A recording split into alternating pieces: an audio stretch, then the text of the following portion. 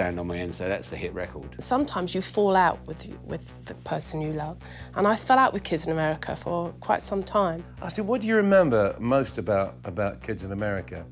And he went, "We're the kids in America, oh." It's got a great hook.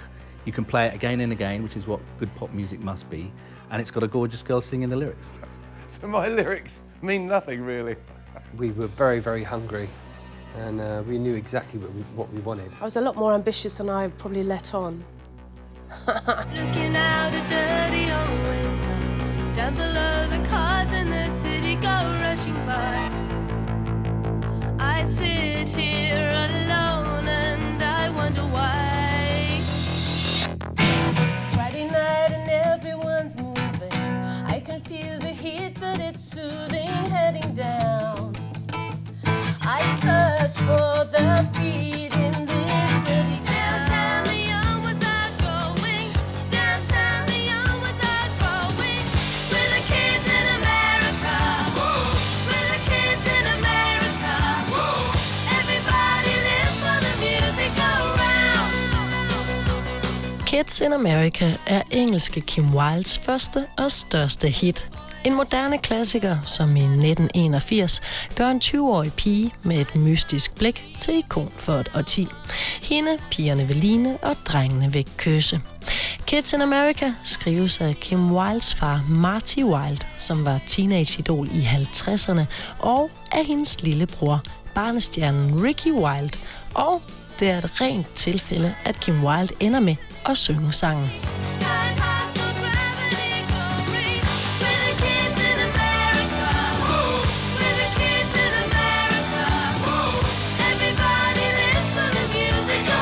Det er 30 år siden Kids in America udkom, den dag Kim og Ricky Wilde ankommer til RAG-studiet i Nordlondon, der hvor det hele startede. Always a very exciting time walking into this place, because you always felt there was magic about to happen, and it just felt so vibey. This very person, Jenny, would be sitting at the front.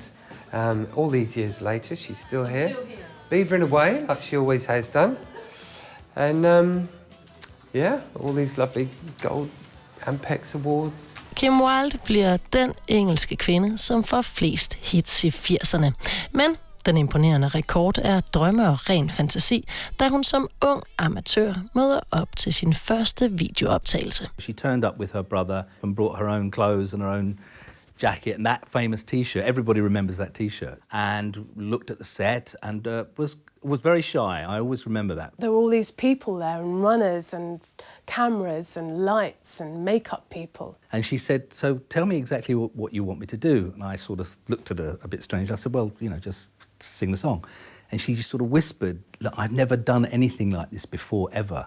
I was a backing singer, and I panicked straight away. Got a big film crew there, all this stuff, and I'm thinking, oh my God, this girl has never performed, ever. He had a young 20-year-old on his hands who didn't know really what was going on. Each time we have a quarrel, it almost breaks my heart. 'Cause I am so afraid that we will have to part. Each night I ask the stars up above, why must I be a teenager in love? I was always, Marty Wilde's daughter, and so I was used to people kind of making double takes, noticing me, pointing me out. So when it started happening to me, it wasn't such a culture shock. Kim vokser op med berømte forældre. Mor Joyce Wilde er medlem af dansegruppen The Vernon Girls, og Marty Wilde er en af verdens allerførste popstjerner. Det er Marty Wilde og Cliff Richard, som pigerne skriger efter i England i starten af 60'erne. Rubber Ball and Marty Wilde. Bouncy, bouncy, bouncy, bouncy, bouncy, bouncy, bouncy, bouncy. I didn't really want Kim to be a pop star. I didn't want Kim in the industry because I think it's a tough industry. I wanted Kim to have a long career, and I wanted Kim to be happy. That was the foremost thing. This is when Ricky and I first got an idea that perhaps we could make sweet music together. So look, you must have only been about one, and I was about two. You see how protective I am. I've always got my arms around him, looking after him. There again. Big old arm. Egentlig er det Kim Wildes lillebror, som er det musikalske talent. Ricky Wilde har som 11-årig et hit med sangen I Am an Astronaut. I am an astronaut. I am an astronaut. All the focus was about Ricky Wilde being famous and being a pop star. There was Donny Osmond, there was David Cassidy, young showbiz kids. I mean, of course, Michael Jackson being the youngest of all of them. And in the UK, there was Ricky Wilde. He's a real con man. Yeah, that's what I am. I did backing vocals on I'm an Astronaut with my mum. So that was the first hit record that I was involved in singing on. And I remember at the time, I think I probably was a little bit jealous. He knew how to look cute. Look at that. He wasn't really prepared for it. How could he be? You know, how could he be at 11 years old? I think I was too young, to be honest with you. I was only 11. He was picked on at school and teased, kind of predictably. And which is one of the reasons I think he left school so soon. Because I was in all the girly papers and I got a bit of stick, and I thought, well, that's the downside. And you know, the upside was having a great time doing it, but the downside was all the crap you got with it. And I thought, well, I don't really want to be famous, but I want to make records and I want to produce and I want to write, you know. I just didn't think it was for me in the family. I mean, the focus was on Ricky, and so I had to go somewhere else. Kim starter på kunstskole, mens Ricky dropper ud af skolen, spiller med sin fars band og drømmer om en karriere som sangskriver og producer. I'd come up with 3 or 4 tracks that I was really particularly happy with. So then I had a chat with Dad and I said, you know, who should I approach? And my dad said he'd done a lot of work with Mickey Most, and I'd seen a lot of Mickey Most on the TV. He used to front a program which was in those days similar to the X Factor, but it was called New Faces, and Mickey was the main man. It's the New Faces All Winners Show. This is our panel tonight. Mickey Most. Beside Mickey Most. Ricky Wilde kontakter topproducer Mickey Most og bliver kaldt ind til et møde med manden, som har spottet talenter som blandt andre The Animals og Hot Chocolate. It just feels like yesterday that I was walking up these very stairs for the first time. Quite an impressive room, and especially at the age of 18 when you come up here and it's like, wow, this is what I want, you know. And Mickey used to sit in that chair, king of the castle, and we used to be sitting down here. So he was always above us. And I'd be like that. He said, whilst I think the songs are quite good, because I was singing these at the time, I'd like to take you into my studio, but with another producer. Selvom Ricky Wildes drøm er selv at producere, kender han sin plads og sætter sig ved siden af og ser på. Men midt i sessionen kommer han med et forslag, som ændrer alt, da han siger, I'm hearing some girl backing vocals on this track. Do you mind if I bring my sister in?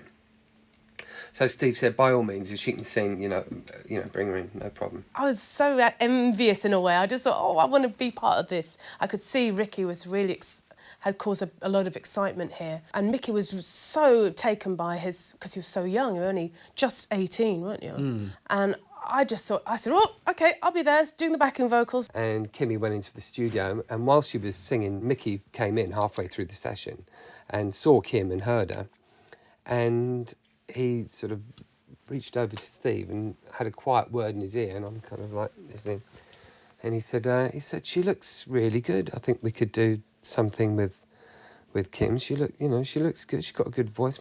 Maybe you could go in, Steve, and do something with her. Mickey Most har på få sekunder set lyset i Rickys søster. And that's when Mickey saw me and thought I was pop star material. Ricky Wilde ser sit livs chance, og han ved, at han skal handle hurtigt, så produceren Steven ikke snupper hans søster.